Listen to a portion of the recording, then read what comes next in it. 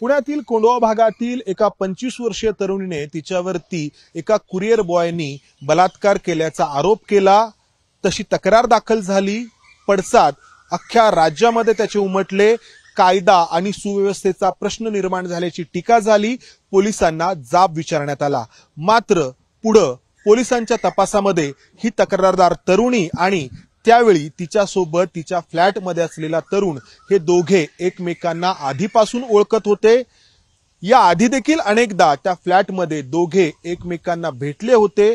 एवढंच नाही तर त्या दिवशी देखील दोघं एकमेकांच्या संमतीनेच त्या फ्लॅटमध्ये एकमेकांना भेटले होते। मात्र त्यानंतर त्या तरुणाने त्या तरुणीसोबत जे काही केलं त्याला मात्र ती तरुणी तयार नव्हती आणि त्या रागातून त्या त्राग्यातून तिने पोलिसांकडे तिच्यावरती अत्याचार झाल्याची तक्रार दिली होती। मात्र ही तक्रार तिने थेट तिच्या मित्राचं नाव घेऊन दिलेली नव्हती, तर एका अननोन कुरिअर बॉयनी तिच्यावरती अत्याचार केल्याचं त्या तक्रारीत म्हटलं होतं आणि त्यामुळे पुण्यात बलात्कार झाला असा दावा करण्यात आला होता। मात्र वस्तुस्थिती वेगळी होती। काय होती हे आपण या व्हिडिओच्या माध्यमातून जाणून घेण्याचा प्रयत्न करणार आहोत। तर ही 25 वर्षांची तरुणी आयटी सेक्टरमध्ये काम करते, तर तिचा हा मित्र एका कन्सल्टंट एजन्सीमध्ये काम करतो पुण्यातील बाणेर भागामध्ये। दोघेही मागील 1 ते 1.5 वर्षांपासून एकमेकांना ओळखतात, कारण एका कम्युनिटीचा दोघे भाग आहेत। हे दोघे तर एकमेकांना ओळखतातच, त्याचबरोबर दोघांचे पालक देखील, दोघांचे आई वडील देखील एकमेकांना ओळखतात। घरी येणं जाणं असतं। मात्र हा तरुण अशा वेळी या तरुणीच्या घरी यायचा जेव्हा तिच्या घरात तिच्या व्यतिरिक्त इतर कोणीही नसेल आणि येताना गेटवरती सुरक्षा रक्षक नाव विचारतात, पत्ता विचारतात, मोबाईल नंबर विचारतात आणि ते सगळं त्या ठिकाणी नोंद होतं।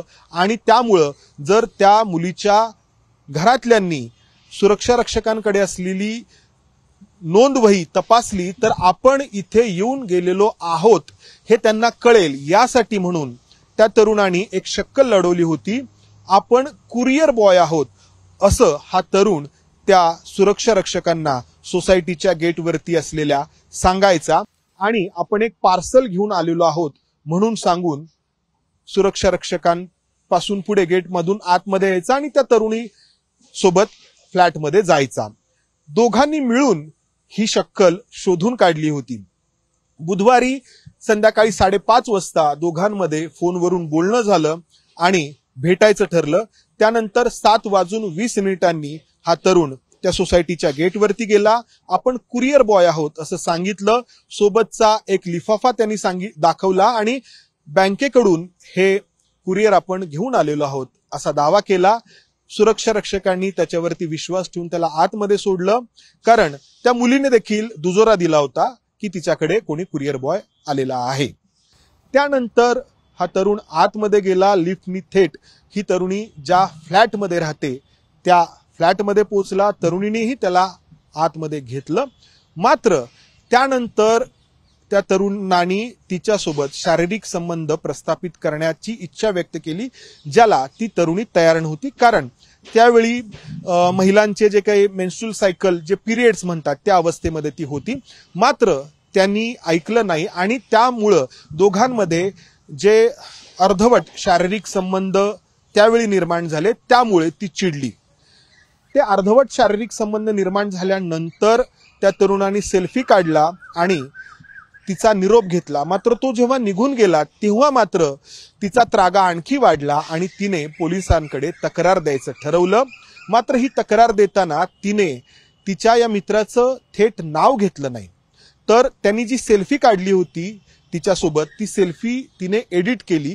त्याचा चेहरा पूर्णपणे स्पष्टपणे पोलिसांना कळणार नाही याची खबरदारी घेतली आणि त्यानंतर पोलिसांकडे तक्रार दिली की एका कुरिअर बॉयनी तिच्यासोबत अतिप्रसंग केलेला आहे, तिच्यावरती बलात्कार केलेला आहे।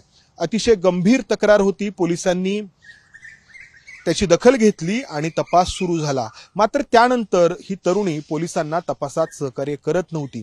तिच्याकडचे असलेला मोबाईल, लॅपटॉप आणि इतर इलेक्ट्रॉनिक गॅजेट्स मधला डेटा तिने इरेज केला होता। त्याचबरोबर त्या तरुणासोबत तिचे जे काही मोबाईल कॉल्स झालेले होते ते देखील पोलिसांना मिळू नयेत म्हणून मोबाईल देखील फॉर्मॅट केलेला होता। त्यामुळे पोलिसांना तपास करणं अवघड जात होतं। पोलिसांनी त्या सोसायटीमध्ये जे कोणी आले त्या व्यक्तींचे सीसीटीव्ही फुटेजच्या साहाय्याने चेहरे तपासले आणि या तरुणाचा माग काढत पोलीस जे आहेत ते पुण्यातील बाणेर भागातील एका कन्सल्टंट एजन्सीमध्ये तो काम करतो इथपर्यंत पोहोचले।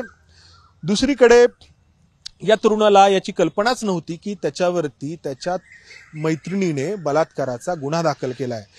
पुण्यात एक बलात्काराची घटना घडली आहे हे तर त्याला ठाऊक होतं, मात्र त्यातील आरोपी आपण आहोत हे त्याला ठाऊक नव्हतं। त्यामुळे गुरुवारी दिवसभर त्यांनी बाणेर भागातील त्याच्या ऑफिसमध्ये काम केलं आणि आज शुक्रवारी त्याच्या कुटुंबातील एक लग्न असल्यामुळे पुण्यातील गंगाधाम परिसरामध्ये तो त्या लग्नामध्ये देखील सहभागी झाला। मात्र टेक्निकल सर्व्हिलन्स किंवा ज्या काही टेक्निकल पुराव्याच्या आधारे पोलीस त्याच्यापर्यंत पोहोचले आणि त्यानंतर चौकशीला त्याला ताब्यात घेण्यात आलं। या तरुणाकडे चौकशी झाली, त्या तरुणीकडे चौकशी झाली। दोघं एकमेकांना ओळखत असल्याचं दोघांनी मान्य केलंय। मात्र त्या दिवशी त्याच्यासोबत शारीरिक संबंध ठेवायला तिची तयारी नव्हती आणि त्यांनी त्यावेळी तिच्यावरती काहीशी जबरदस्ती केली असं तिचं म्हणणं आहे आणि त्या रागातून तिने पोलिसांकडे ती तक्रार दिली। मात्र ती तक्रार देताना थेट त्याचं नाव तिने घेतलं नाही आणि त्यातून हा सगळा प्रकार घडला। केंद्रीय गृहमंत्री अमित शहा यांचा पुण्यामध्ये दौरा होता आणि बंदोबस्तासाठी मोठं पोलिसांचं मनुष्यबळ रस्त्यावरती काम करत होतं आणि अशा वेळी ही घटना समोर आल्यामुळे पोलिसांना याची गांभीर्याने दखल घ्यावी लागली। तब्बल 200 पोलीस कर्मचारी आणि अधिकारी या घटनेतील आरोपीला शोधण्याचं काम करत होते। अनेक सीसीटीव्ही फुटेजेस पोलिसांनी तपासली। एवढंच नाही तर वेगवेगळ्या ज्या कुरिअर कंपन्या आहेत त्या कुरिअर कंपन्यांच्या दिल्लीतील ऑफिसेसशी संपर्क साधण्यात आला आणि त्यांच्याकडे कोण कोण डिलिव्हरी बॉय काम करतायत याची देखील माहिती घेण्यात आली की खरंच कोण्या अननोन डिलिव्हरी बॉयनी हा प्रकार केलेला आहे का। मात्र जेव्हा पोलीस तपास करत पुढे गेले तेव्हा हा सगळा प्रकार समोर आला की तक्रारदार तरुणी आणि तिच्यासोबत त्यावेळी फ्लॅटमध्ये असलेला तरुण हे संमतीने बुधवारी संध्याकाळी भेटले होते। मात्र त्यानंतर दोघांमध्ये जे काही घडलं त्याला ती तरुणी तयार नव्हती आणि त्या त्राग्यातून तिने ही तक्रार दिली होती। मात्र त्यामुळे काय घडलं हे आपण सगळ्यांनी पाहिलं। त्यामुळे तक्रार देताना किती विचार करायचा असतो हे स्पष्ट झालं। कॅमेरामन अमोल गवाळेसह मी इथेच थांबतो। धन्यवाद। एबीपी माझा, उघडा डोळे बघा नीट।